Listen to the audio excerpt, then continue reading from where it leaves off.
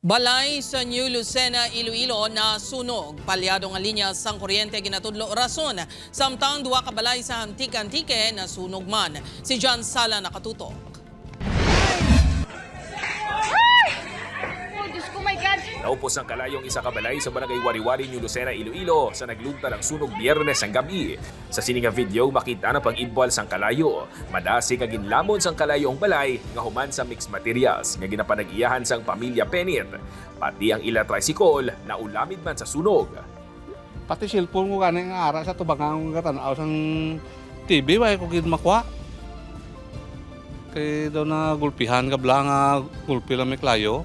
Panaysayo ni Manong Reynante, nagaluto sila para kuntani sa birthday party sang ila hinablos. Isang nagsulod sila sa ila balay agud magpahuway. Natalupangda na lang nila nga may nagaibwal na nga kalayo. Mansuet, agaw ko patay.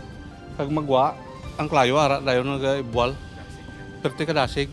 Sa palyado nga koneksyon sa kuryente, nagsugod ang kalayo suno sa BFP. Ang outlet nga nabilin,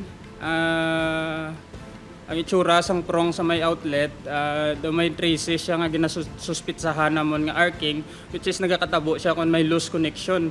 So nag-corroborate man sa statement sang tagiya nga ang inaasaksakan nagahalog-halog na gid man siya. Masobra 100,000 pesos ang danyo sang sunog. Isa ka balay naman ang totally gutted, samtang isa ang partially damaged sa sunog na nagluntad sa barangay La Paz, Antique-Antique, pasado alas 2 kainas ang kagahon. Sa records ang Antique Fire Station, ginapanag-iyahan sang pamilya Panagiton kag Vega Fria ang mga balay nga nasunog. Human sa light materials ang balay nga nasunog, rason nga madasig nga naglaton sa kaiping nga balay. Ginaimbestigaran pa ang gintunaan sang kalayo. Upod kay Hansi Sherto, John Sala, 1 Western Visayas.